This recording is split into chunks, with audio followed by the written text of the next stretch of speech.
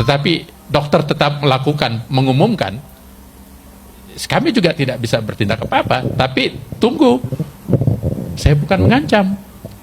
Bareskrim akan turun. Di lain sisi masyarakat ribut.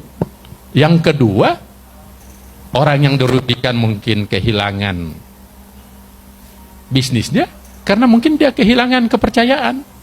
Orang tidak ada lagi yang mau beli. Dan itu bisa diakumulasi sebagai tuntutan perdata, bukan hanya sekedar tuntutan pidana.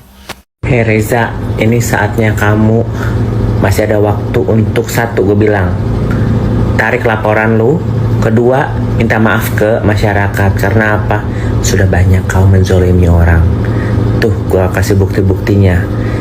Ya, ada nomor ordernya, ada reviewnya. Bukan ala-ala, gue nggak mau ngedit kayak begituan. Itu benar-benar dari netizen, ya, masyarakat yang sudah kecewa, sudah membeli produk lu, yang jadi alhasil mukanya rusak gara-gara produk lu.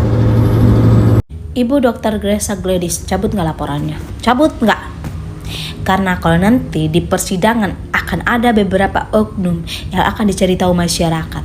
Kok bisa itu jarum suntiknya dijual? Yang kena lagi nanti pasti ada BPOM. Kasihan loh nasib-nasib orang itu. Jadi masyarakat mending deh langsung to the point, cabut semuanya, kamu kerja yang benar dan baik mulai dari sekarang. Karena kalau lu perpanjang itu kasusnya, akan ada beberapa oknum yang akan kena. Pertimbangkan baik-baik segala keputusan yang kamu utarakan.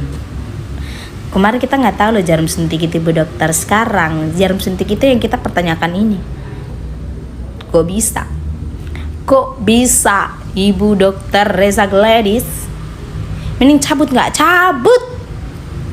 Gak usah basa-basi deh, cabut aja. Kasihan loh beberapa orang yang kerja keras ini untuk dapat pekerjaan seindah ini, BPOM dengan yang jadi polisi ini. Kasihan Ibu Dokter.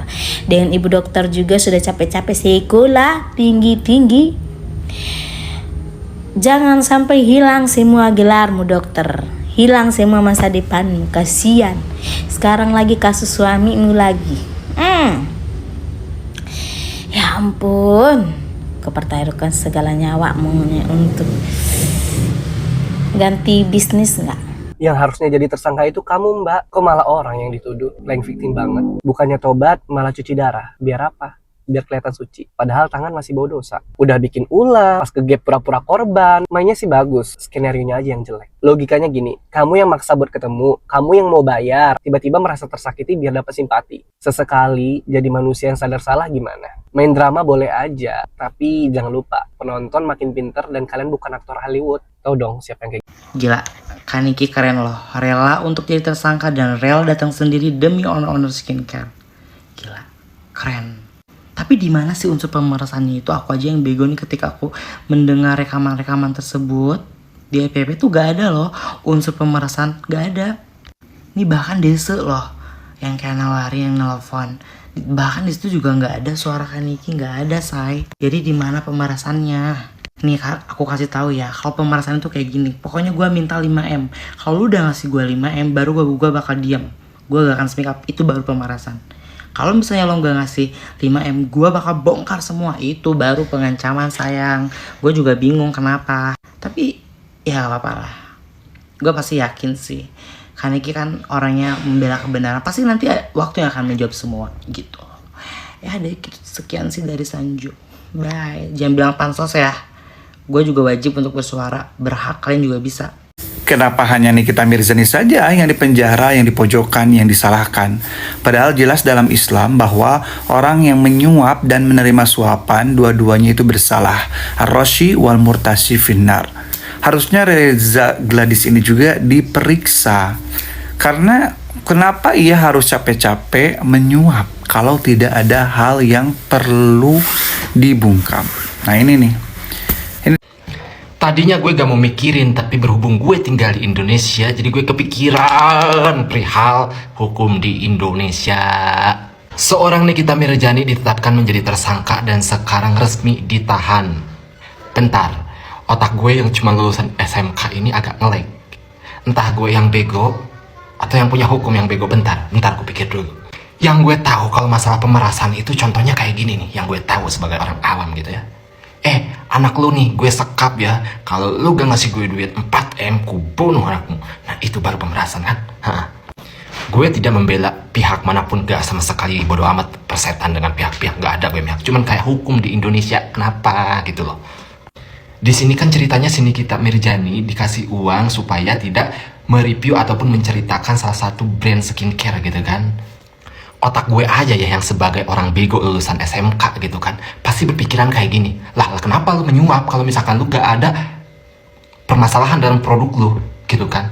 Nah harusnya yang pertama diperiksa itu yang menyuap. Kenapa lu suap dia? Ada masalahkah dengan barang anda? Wahai owner skincare, kalau itu sudah kelar, baru ke si pihak yang disuapnya. Jangan langsung ke kasus suap menyuapnya, tapi cari tahu dulu. Kenapa dia disuap? Karena apa? Apa yang lu tutupin? Kenapa lu menyuap? Nah sekarang Nikmir udah ketangkep nih. Nah pertanyaannya, Nikmir sama Mail ya ditahan sementara 20 hari katanya. Nah yang aku mau nanya juga, aku bukan fansnya Nikmir ya. Aku mau nanya, untuk kita berbicara keadilan aja, si penyuapnya harusnya juga masuk penjara dong, karena dia kan yang nyogok gitu kan, si penyuap gitu. Nah terus yang SS juga harusnya ketangkep dong, karena kan dia jual produk ini, overclaim, yang membahayakan masyarakat Indonesia gitu. Nah kalau yang satu lagi yang orang Makassar udah ketangkep ya kan, udah di penjara. Nah yang kayak satu lagi yang orang Lampung harusnya ditangkap-tangkapin juga gitu loh. Nah aku kadang heran ya, polisi kenapa nggak adil, nggak rata gitu loh. Ini ditangkap, ini si pengaruh ini, harusnya barengan nggak ditangkap. Jadi masyarakat juga ngelihatnya, wow keren nih Pak Polisi, keren banget nih. Masyarakat kembali lagi kepercayaannya. Nah kalau aku ngelihatnya nggak sama ya, maksudnya nggak fair gitu loh, nggak fair sama pihak si Nikmirnya, dan yang lainnya ketawa, jangan-jangan sekarang syukuran. Pergi ke Bali atau kemana syukuran, party besti, musuh kita udah masuk penjara besti.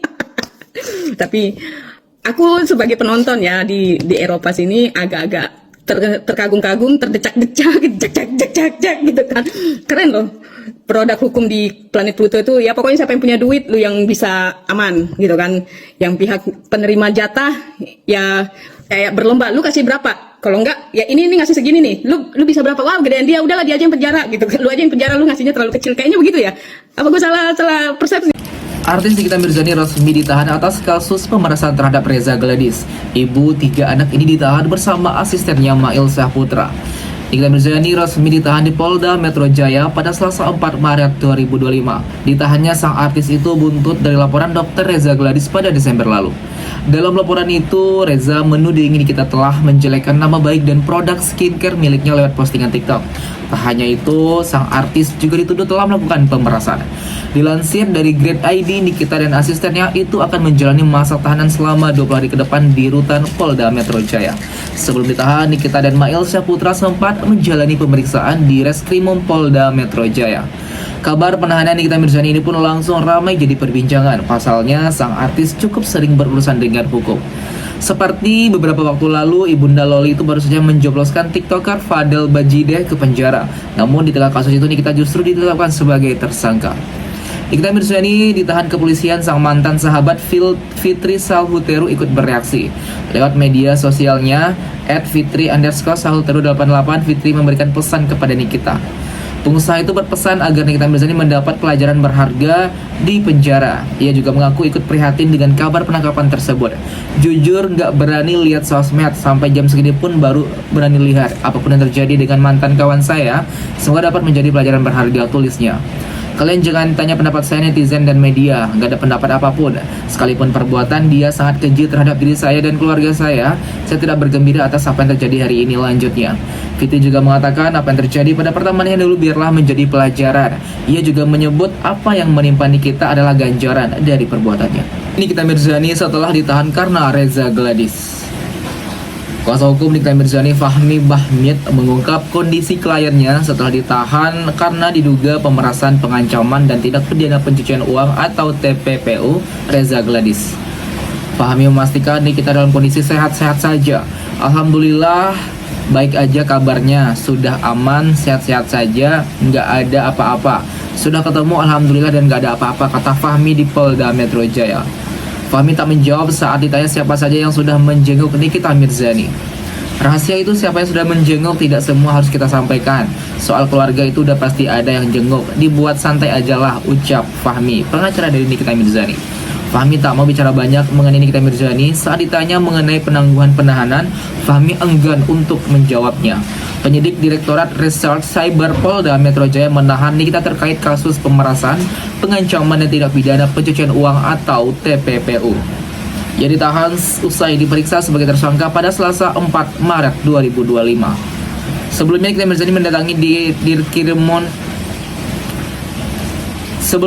Mirzani mendatangi di Krimum Polda Metro Jaya pada Selasa sekitar pukul 09.45 waktu Indonesia Barat. Kuasa hukumnya Fahmi Bahmid terlebih dahulu tiba.